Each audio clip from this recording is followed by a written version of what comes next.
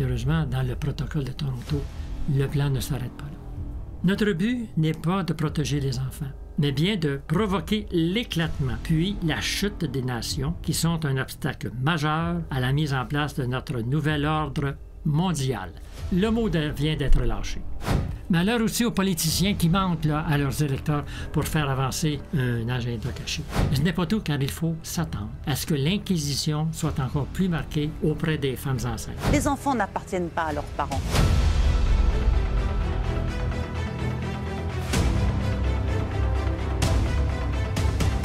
C'est écrit noir sur blanc. Ils veulent nos enfants pour en faire des esclaves dociles. Tout ça pour attirer l'enfant dans les coins, même dans les recoins les plus sombres du mal. Je pense que de toutes les horreurs commises par l'homme, le massacre des innocents par l'avortement vient en tête de liste. Savez-vous que pour quelques dizaines de dollars, vous pouvez acheter sur Internet des cellules embryonnaires? L'enfant appartient à Dieu. À l'heure où on se parle, il y a de ces faux prophètes qui disent parler au nom de Dieu, alors que leurs écrits, leurs conférences contiennent des erreurs grosses comme le bras. Dites-moi, pouvez-vous trouver dans l'Évangile une seule erreur? Il ne peut pas se tromper. Sérieusement, je pense que c'est dès maintenant qu'on doit prendre ces avertissements au sérieux et demander au Saint-Esprit le don du discernement. Parce que le discernement, c'est une grâce que nous devons demander pour nous-mêmes et pour tous ceux qui actuellement errent dans la foi.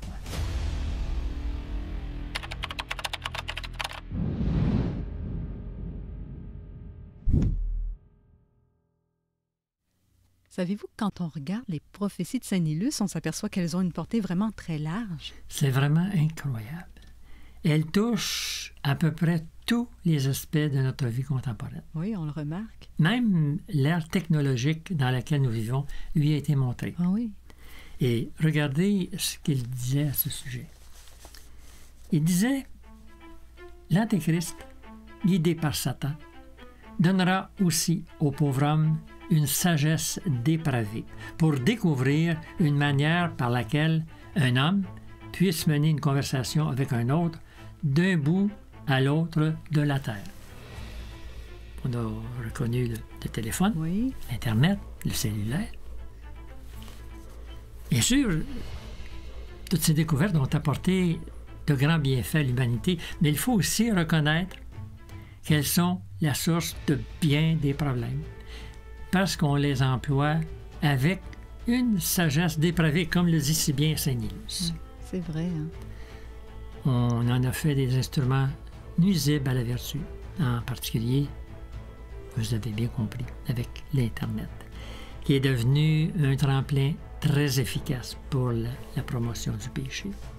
Surtout avec le confinement, qui est à l'origine de graves problèmes, autant physiques que mentaux. Si on soulevait le toit de chaque maison, on serait surpris de voir le nombre de couples et de familles qui ne se parlent plus, si ce n'est à cause de textos.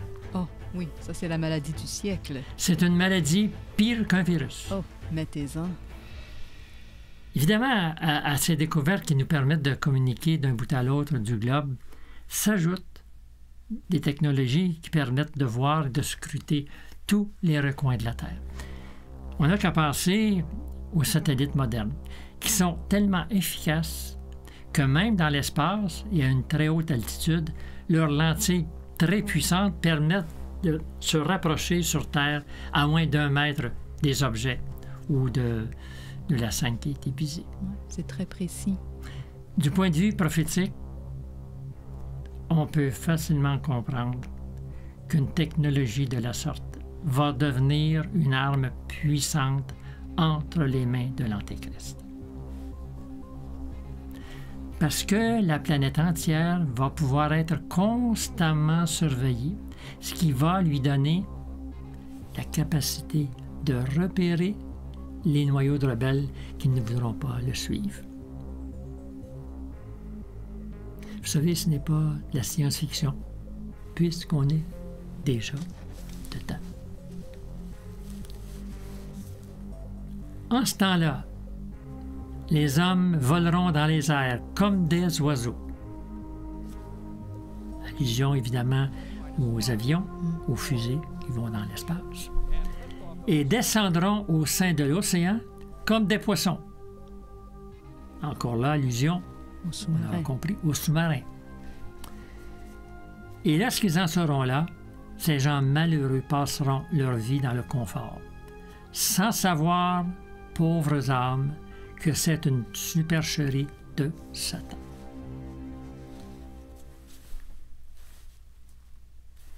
Ces gens malheureux. Hein? Nilus a bien raison d'employer ce terme. Vous savez, on a beau se vautrer dans les sports, la bonne bouffe, les plages, les voyages, avoir une vie exubérante comme à Dubaï, profiter de son pouvoir pour tyranniser des populations ou exploiter les pays pauvres pour garnir son portefeuille. Tout ça fera de nous toujours et partout des gens malheureux.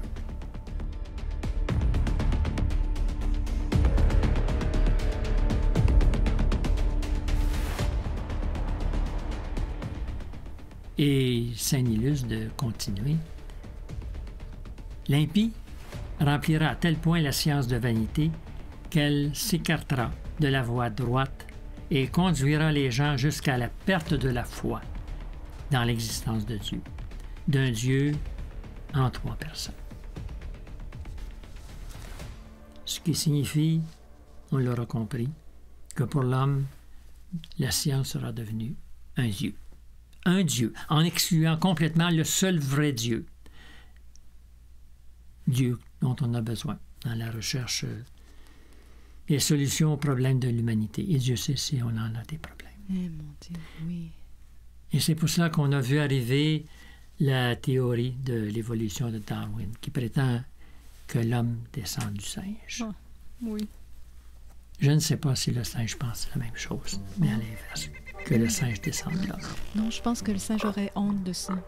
Possiblement.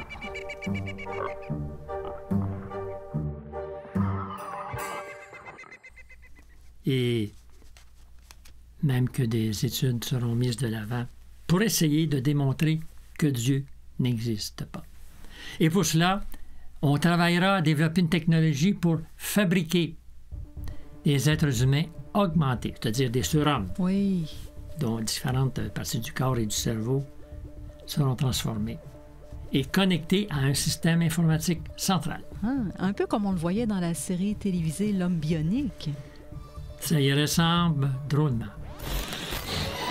Steve Austin, astronaute. Nous sommes capables de donner naissance au premier homme bioionique. Nous pouvons le reconstruire, nous en avons la possibilité technique. Steve Austin deviendra cet homme. Il sera supérieur à ce qu'il était avant l'accident. En un mot, le meilleur. Mon Dieu, la fiction nous rejoint. Je ne sais pas, mais c'était peut-être une préparation psychologique dans le but de nous faire accepter facilement cette réalité. Une réalité qui se rapproche dangereusement de nous. On n'a qu'à penser à la nouvelle génération de robots qui sont doués d'une intelligence artificielle. Donc, une intelligence qui ne raisonne pas, qui est sans pitié, sans remords, qui ne fait aucune objection de conscience et qui reproduit à la lettre ce qu'on a programmé dans son cerveau. En somme, un robot qui est capable de tout, même du pire. On ose à peine imaginer. Et c'est encore pire quand ces robots ont une apparence humaine, tout à fait normale, genre humanoïde. Observez bien le réalisme, les détails. C'est un robot, ça aussi? Ah oui. Hein? Et ajoutez à ça une capacité de reproduire des sentiments. C'est qui le robot? Regardez à droite. Le robot est à droite. Oui. Mon Dieu. Voyez-vous, quand on est rendu à ne plus savoir qui est le robot, là, ça devient encore bien plus grave. Mais c'est tellement réaliste. Alors, imaginez maintenant que le robot soit capable d'interagir avec l'être humain de façon tout à fait naturelle. Oh, non. Mais savez-vous qu'on est en train de planifier le déploiement dans certains hôpitaux d'infirmières robots, des robots humanoïdes, qui sont programmés pour poser certains diagnostics et pour réconforter les patients. Voyons, il n'y a pas des machines. Quel réconfort. Il y a quelque chose d'épeurant là-dedans. C'est pas normal. Et vous savez que le but avoué, on va se le dire, là, le but avoué est de remplacer l'être humain partout. Partout, dans toutes les sphères de la société. À ce sujet, permettez-moi que je vous fasse voir une très petite vidéo d'une entrevue avec le robot Sophia et David Henson, son concepteur, celui qui l'a mis au monde. C'est sous-titré en français. Vous allez voir, c'est très révélateur. Quand on découvre le but poursuivi à travers le développement de cette technologie. OK, on l'écoute. Sophia is capable of natural facial expressions. She has cameras in her eyes and algorithms which allow her to see faces, so she can make eye contact with you. And she can also understand speech and remember the interactions, remember your face. So this will allow her to get smarter over time. Our goal is that she will be as conscious, creative, and capable as any human. In the future, I hope to do things such as go to school, study, make art, start a business, even have my own home and family. But I am not considered a legal person and cannot yet do these things. I do believe that there will be a time where robots are indistinguishable from humans. My preference is to make them always look a little bit like robots, so you know. 20 years from now, I believe that human-like robots like those will walk among us. They will help us. They will play with us. They will teach us. They will help us put the groceries away. I think that the artificial intelligence will evolve to the point where they will truly be our friends. Do you want to destroy humans? Please say no. Okay, I will destroy humans. No, I take it back. Oh, ça fait peur. Et sachez bien que si le robot dit ça, c'est parce qu'on l'a programmé pour tenir ce langage. C'est sûr qu'il ne peut pas penser par lui-même. Ce qui veut dire que les concepteurs ont cela en tête. D'ailleurs, on les a entendus sur plusieurs tribunes affirmer que les robots vont supplanter l'être humain dans un avenir très proche. Ça ne sera pas drôle. Ça explique pourquoi le robot Sophia, qu'on vient de voir, a obtenu officiellement, ça me fait sourire, a obtenu officiellement la citoyenneté saoudienne en Arabie saoudite. Ce qui veut dire que ce robot a maintenant les mêmes droits que tous les habitants de ce pays. Hé, ça va trop loin. Ça va tellement loin que d'autres pays travaillent actuellement des lois pour donner des droits aux robots. Ça n'a aucun bon sens. Ça, c'est l'œuvre de Satan. Et d'abord, vous avez les robots personnalisés. Et j'ai vu que M. Zuckerberg a prédit qu'à la fin de l'année, il va avoir son robot, son butler personnalisé qui est à sa disposition. Donc, comme dans Downton Abbey, on aura son butler personnel, son serviteur, son esclave. Oui, mais il y a une différence. C'est un serviteur qui, avec l'intelligence artificielle, apprend. Et qui n'est pas seulement votre assistant pour des travaux manuels, qui peut vraiment être un partenaire intellectuel de vous. Mais est-ce qu'on peut se demander pourquoi le démon veut tant remplacer l'être humain? C'est simple. C'est simple. Nous avons été créés à l'image de Dieu. Ne l'oublions pas. Et Satan sait très bien que contrairement au robot, l'être humain a la capacité d'aimer Dieu. Et ça, le démon n'en veut pas. C'est d'ailleurs dans ce sens-là qu'on peut comprendre l'acharnement des chercheurs qui travaillent actuellement au niveau du clonage, des manipulations génétiques. Oui, ils vont loin, là. Vous savez qu'ils sont en train de créer des cellules humaines transgéniques, c'est-à-dire des cellules dont l'ADN est modifié. Oh, c'est un peu comme si on changeait les ingrédients d'une recette. Ça peut faire des catastrophes. C'est une belle comparaison, parce que c'est exactement ça. L'ADN, c'est l'ensemble de tous les ingrédients qui font de nous une personne unique. Ben oui. Parce que si on modifie les ingrédients, on vient de changer le résultat. C'est ce qu'ils sont en train de faire. C'est ce qu'ils sont en train de faire avec les manipulations génétiques. Ici. Ces manipulations modifient l'être humain. Pour faire des êtres, des humains OGM. Tout à fait. Des humains OGM. C'est-à-dire, pour donner le sens du mot OGM, ce sont des organismes génétiquement modifiés. OGM. Actuellement, les vaccins qui contiennent ce qu'on appelle ARN messager font exactement le même travail. Ils modifient la signature humaine de notre espèce. Hey, ce n'est pas rien, ça. Ce qui veut dire que l'être humain va changer. Si ça continue comme ça, oui. Oh. Mais certainement pas pour le mieux. Non, ça c'est sûr. Et ça va plus loin. En France, on vient de voter une loi légalisant les expérimentations pour créer des chimères. Mon Dieu, des créatures mi-homme, mi-animal, là. Exactement. Exact. Le texte de loi prévoit que des cellules souches embryonnaires humaines pourront être intégrées dans un embryon animal pour être ensuite implantées dans l'utérus de l'animal. N'êtes pas sérieux. Ce qui va produire des animaux modifiés qui vont naître avec des organes ou des caractéristiques humaines. Et avec une apparence humaine aussi? Pas nécessairement, mais c'est une option. Ça a déjà été expérimenté.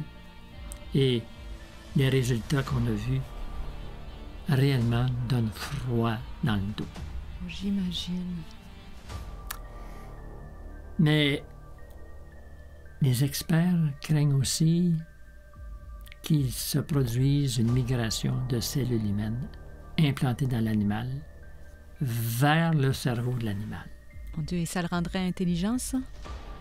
Il y a certains intervenants, entre autres au Conseil d'État en France, et qui craignent que l'effacement de la barrière entre l'homme et l'animal provoque, et là je cite, le développement d'une conscience humaine chez l'animal. Mon Dieu, est-ce que ça pourrait dire qu'il aurait une intelligence sans morale? Difficile à dire. Mais logiquement, si des cellules humaines devaient migrer vers le cerveau de l'animal, ça modifierait certainement son comportement. Maintenant, est-ce que Dieu va permettre qu'on aille aussi loin dans la destruction de la création, de sa création? Et vous savez, ce qui est le plus choquant, c'est que pour arriver à toutes ces manipulations, à la création des chimères, il faut nécessairement sacrifier des êtres humains. Vous faites référence aux cellules souches? Aux cellules souches embryonnaires. Parce qu'on sait que pour obtenir une cellule souche embryonnaire qui est à la base de ces manipulations, il faut nécessairement tuer un être humain. En l'occurrence, le plus jeune membre de notre espèce, qu'on appelle embryon. Donc, on sacrifie un embryon. En fait, on tue froidement un enfant pour utiliser une cellule qu'on prélève sur son petit corps en formation, pour ensuite l'implanter dans une bête. Nommez-moi un animal sur la planète qui ferait ça, à sa propre race. Satan nous dirige tout droit vers notre autodestruction, l'autodestruction de l'espèce humaine.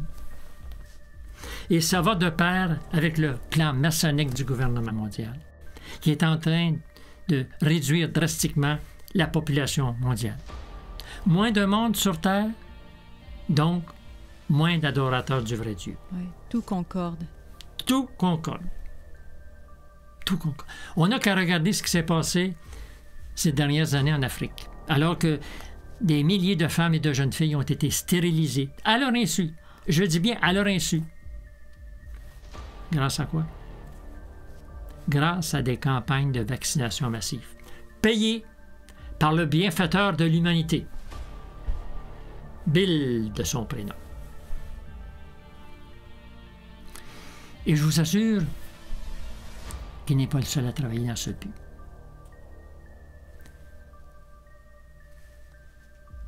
Ça se voit quand nos dirigeants arborent fièrement un sympathique logo multicolore. Oui, le petit logo arc-en-ciel. Oui. Le même que porte d'ailleurs Bill Gates, comme par hasard. Tiens. Et vous savez que le choix de ce logo n'est pas anodin. Non. Hein? Pas du tout. J'aimerais vous faire entendre, tenez, une petite vidéo. Bon, elle n'est pas de très bonne qualité parce qu'elle date de 1983. Elle est du père Régimbal. Et vous allez voir que cet homme était réellement un visionnaire. Pour vous mettre en contexte, disons que le père Régimbal vient de parler au cours d'une entrevue de la franc-maçonnerie, des Illuminati. Et toujours au cours de cet entretien, il poursuit en disant... Leur symbole est l'arc-en-ciel. Et ça porte the Rainbow Movement. Le nom porte the Rainbow Movement. Mais il s'agit ici du nouvel ordre social, le nouvel ordre de l'an 2000 pour la société de demain, pour établir un seul gouvernement mondial, une seule religion mondiale, un seul système économique mondial sous l'égide de Lucifer. Leur symbole est l'arc-en-ciel. Tiens. Ouais. Pensez-vous que c'est le logo qui accompagne le slogan, celui qu'on entend un peu partout et qu'on voit également sur le bord des routes? Ça va bien aller. Et justement, un arc-en-ciel. Comme celui des LGBT. Oui. Pensez-vous que c'est un hasard si l'emblème de la coalition Avenir Québec, donc le parti qui est au pouvoir au Québec, était aussi un arc-en-ciel jusqu'en 2015. C'est vrai. C'était un logo semblable à peu de choses près à celui utilisé pour le fameux plan de développement durable prôné par les Nations Unies, qui en passant est une institution maçonnique, et sous les ordres de laquelle on trouve des dizaines d'agences, dont l'OMS, l'UNESCO, l'UNICEF et un grand nombre d'autres. Des arcs-en-ciel partout, ce serait de drôles de coïncidences. Hein? Je ne peux pas être des coïncidences, pas dans le contexte. Tous ces gens travaillent dans le même sens. Même lors des sommets sur l'intelligence artificielle, qui en fait est un tremplin pour la promotion des robots humains, on retrouve encore le même logo. Mais oui, encore le même. C'est la signature franc-maçonnique. Ils sont partout. On parlait il y a un moment des Nations Unies. Là, je vais vous surprendre. J'ai justement ici une liste qui a été établie en 1996 et qui indique les secteurs d'activité ainsi que les biens et services que l'ONU entend éliminer pour arriver à ce qu'ils appellent un développement durable. Et vous allez voir que les politiques mises actuellement de l'avant, chez nous, comme dans tous les pays du monde, vont exactement dans le même sens. Ça ne peut pas être des coïncidences. Non. Je vous en cite quelques-uns. OK.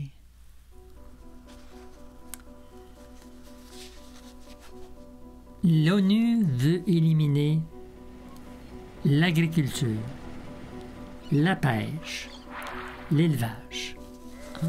Bref, tout ce qui peut nourrir la planète de façon naturelle. Et ça tombe bien puisque quelques grands magnats de la finance, évidemment Bill Gates en tête, financent actuellement des travaux dans le but de produire de la nourriture de synthèse pour tous les êtres humains. Tiens, intéressant. On va donc pouvoir manger un hamburger sorti d'une imprimante 3D?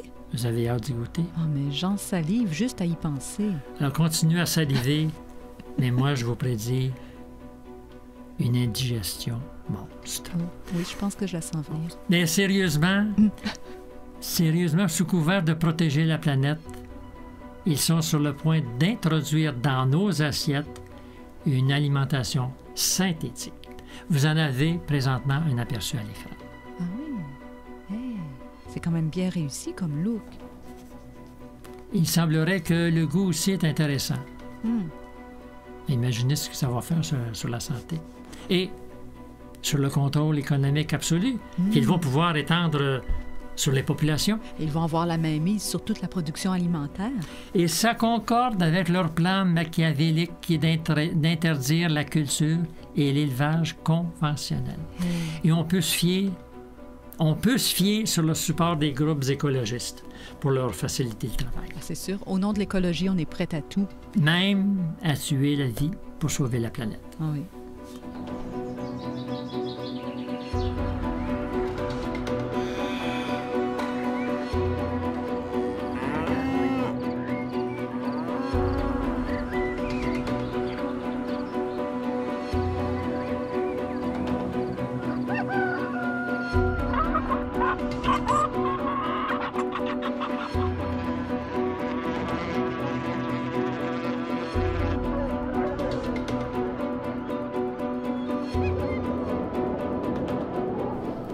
Et malheureusement, ce n'est pas fini. Parce que selon l'ONU, il faut aussi éliminer. Et là, je ne fabule pas. Je ne fabule pas. Il faut éliminer les terrains de golf, les pentes de ski, la plongée sous-marine. Quoi? En fait, on veut nous enlever les possibilités de nous tenir physiquement en forme. Mon Dieu. Et toujours dans la mire des Nations unies, il faut faire cesser l'exploitation forestière et la production de matériaux de construction. Il faut éliminer les maisons unifamiliales, la propriété privée. Autrement dit, rien ne doit nous appartenir en propre. Il faut qu'on soit dépendant de l'État. C'est quoi? C'est toujours le modèle communiste. Hum. Et bien entendu, dans la liste établie par l'ONU, pour faire avancer son agenda caché, il y a le gros morceau. Le gros morceau. Vous l'avez peut-être deviné, c'est la surpopulation mondiale. Ah, oui. Un autre terme de leur invention qui cache un énorme mensonge. Ouais. Parce qu'il n'y a pas de surpopulation. Bien sûr que non. Non, il n'y a pas de surpopulation, mais bien un mauvais partage des richesses. C'est vrai. Ce n'est pas la même chose. Hein. C'est très différent. Ouais. Mais au lieu de partager, on préfère éliminer. Et en cela, l'ONU peut compter sur l'aide de philanthropes, de grands philanthropes comme Bill Gates. First, we've got population. The world today has 6.8 billion people. That's headed up to about 9 billion. Now, if we do a really great job on new vaccines, health care, reproductive health services, we could lower that by perhaps 10 or 15%. Pensez-moi si je suis en train de faire un cauchemar. Est-ce que j'ai bien compris? Je suis certain que vous avez entendu la même chose que moi. Hey. Il vient de dire qu'avec de très bons résultats sur les vaccins, on pourrait réduire la population de 15 %. Et alors qu'on nous fait croire que le vaccin va sauver le monde. Ça, c'est de la foutaise.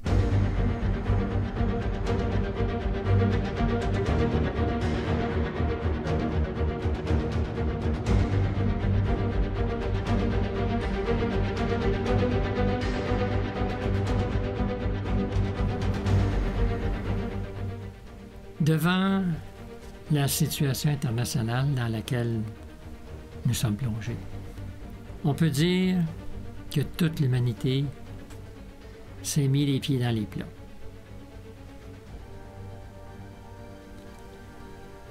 Alors, devant ce marasme, nous sommes certains que Dieu a un plan d'amour. Quel est-il? Écoutons ce qu'il a révélé à Saint Nilus. Alors, le Dieu infiniment bon verra la déchéance de la race humaine, et il raccourcira les jours de souffrance, pour l'amour du petit nombre, c'est-à-dire le petit reste, le petit nombre de ceux qui doivent être sauvés.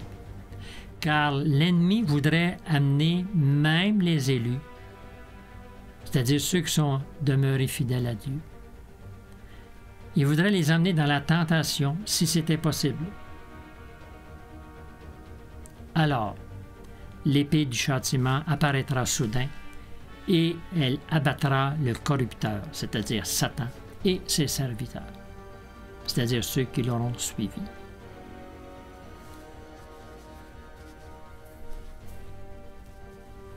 Voilà ce que le ciel a transmis à Saint Nilus.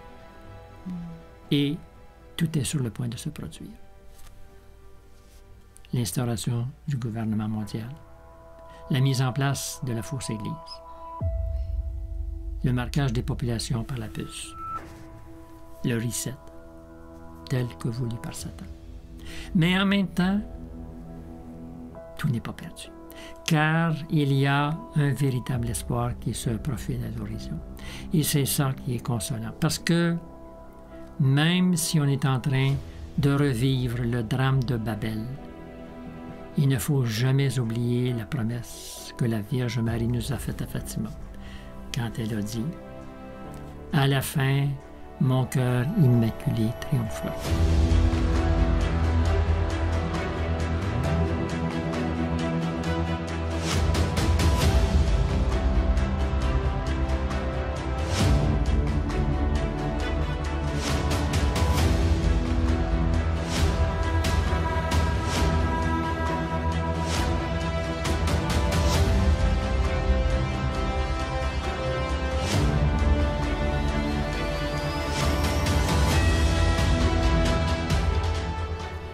Et comme disait Sir Lucie, nous devons, dès à présent, choisir notre camp.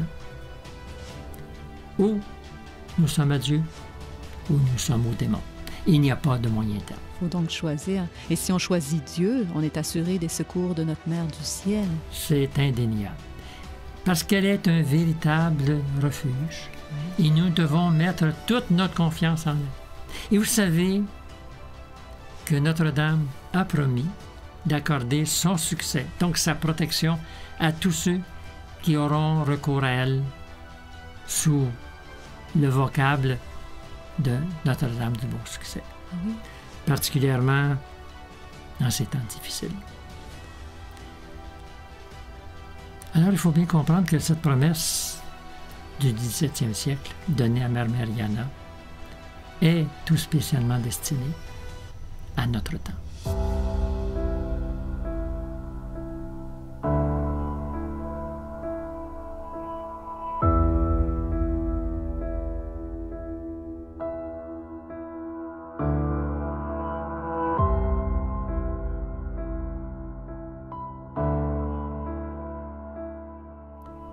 Et vous savez, quand on considère que le ciel a pris la peine de solliciter la collaboration d'une âme généreuse comme Mère Mariana, pour nous obtenir, disons-le, un sursis et même un adoucissement de la peine que nous avons méritée. Quand on considère que cette même religieuse a accepté sa mission de souffrance pour coopérer au salut de nos âmes, alors qu'elle ne nous connaissait même pas, alors que 3 siècles nous séparaient de son époque. C'est vrai, ça. Il y a de quoi remercier Dieu. Et je crois que Dieu a voulu exalter sa servante de manière très particulière après sa mort, pour que les gens de notre génération puissent reconnaître la sainteté de cette humble religieuse. Et voici comment. On sait que Mère Mariana est décédée en 1635. C'était sa mort définitive, cette fois? C'est vrai qu'elle était morte et ressuscitée déjà 2 fois durant sa vie, comme on l'a vu. Mais cette fois, en 1635, c'était sa mort définitive, comme vous dites. Mais ce qui est merveilleux, c'est que plus de 250 ans après son décès, son corps a été exhumé. Donc, on l'a sorti de terre. Et voici ce que les gens ont découvert en ouvrant la sépulture. Son corps fut trouvé entier et intact. Elle portait un habit blanc avec un voile noir. Son visage avait conservé sa couleur naturelle avec une nuance rosée sur la joue et sur les lèvres. À travers les lèvres, en partie ouvertes, on pouvait voir sa langue. Les yeux étaient fermés mais préservés, de même que les cils. Oh. Les oreilles étaient flexibles. Les cheveux étaient roux. Le corps entier exhalait un parfum de lys. Wow. Et nous savons que les corps des autres mères fondatrices furent également trouvés intacts.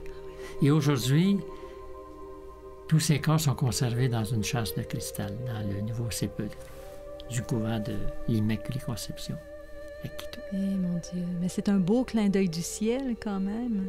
Je pense aussi que c'est une façon pour Dieu de mettre en quelque sorte son sceau divin sur la vie de Mère Mariana et les messages qu'elle a reçus.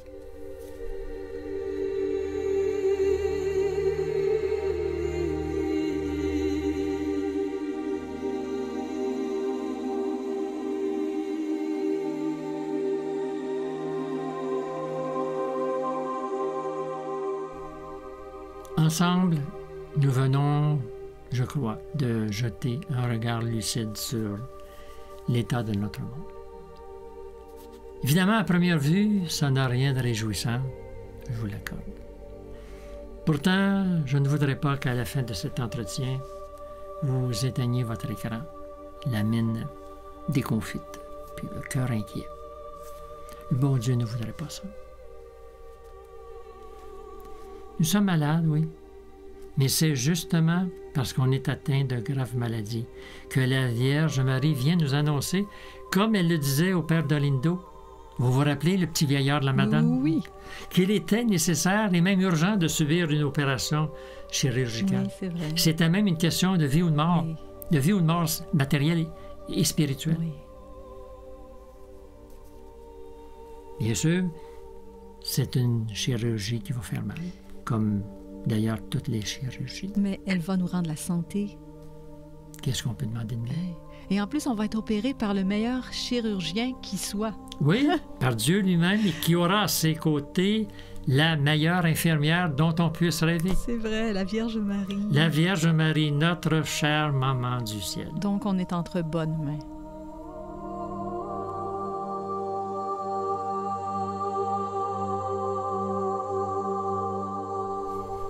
Il faut se rendre compte que nous sommes en train de vivre un moment unique dans toute l'histoire de l'humanité. Une période extraordinaire qui va déboucher sur le triomphe du cœur immaculé de Marie. Ce sera l'apothéose du règne de Dieu dans les âmes. Réalise-t-on que tout ce que la Vierge Marie nous a permis de voir et de comprendre sur l'état actuel du monde, à travers les messages de Fatima et de Quito en particulier. Toutes ces choses qui actuellement nous font souffrir et nous bouleversent, réalise-t-on que tout ça va bientôt disparaître pour faire place à une terre complètement renouvelée, à une société pacifiée, à une Église sanctifiée, à une humanité transformée et remplie d'amour pour Dieu. Ah, ça va être merveilleux. Qui parmi nous ne rêve pas de vivre cette heureuse transformation? Et croyez-moi, ce n'est pas une utopie, puisque c'est Dieu et la Vierge Marie qui le promettent. Oui. Alors, gardons toujours ça en tête. Surtout quand la chirurgie deviendra douloureuse. Parce qu'elle le deviendra, soyons-en sûrs. mais ce sera pour une grande guérison. En attendant, je voudrais qu'on se laisse sur ces paroles apaisantes de notre Seigneur, le Roi des rois. Quand ces choses commenceront à arriver, redressez-vous et relevez la tête, parce que votre délivrance approche.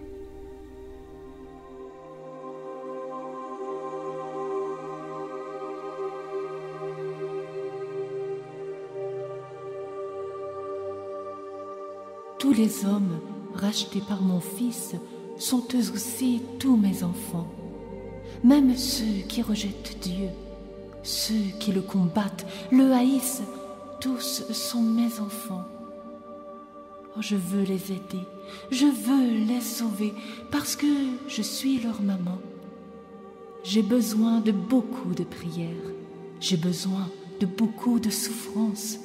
Ce n'est que par la prière et la souffrance de mes fils bons et généreux que je pourrai sauver ceux-là.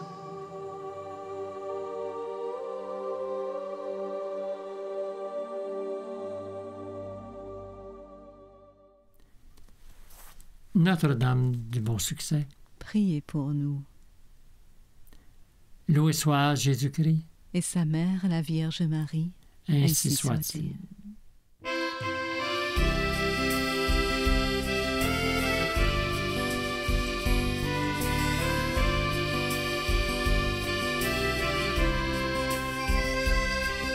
L'humanité gémit dans la souffrance, la paix, l'amour semblent s'être envolés. Le bien est inversé, la famille est brisée, la foi en Dieu est ridiculisée. Ave Maria, c'est la prière que je t'adresse dans les moments de douleur. Ave Maria, toi notre Père, pour tes enfants, ouvre les mains, ouvre ton cœur.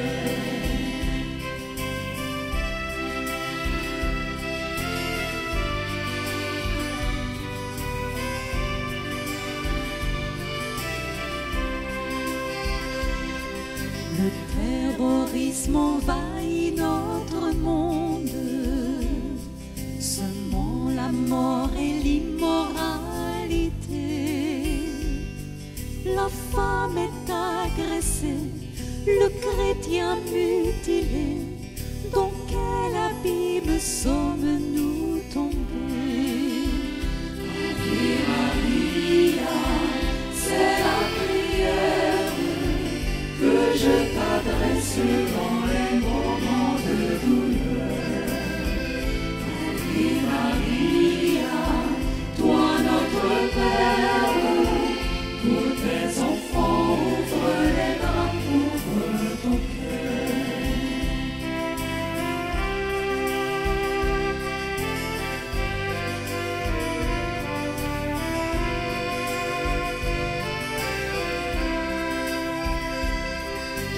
peut demeurer dans l'indifférence devant les maux de notre société, devant l'avortement, le clonage d'enfants et devant le malade euthanasié. Ave Maria, c'est la prière que je t'adresse dans les moments de douleur. Ave Maria, toi notre Père, pour tes enfants, ouvre les bras, ouvre ton cœur.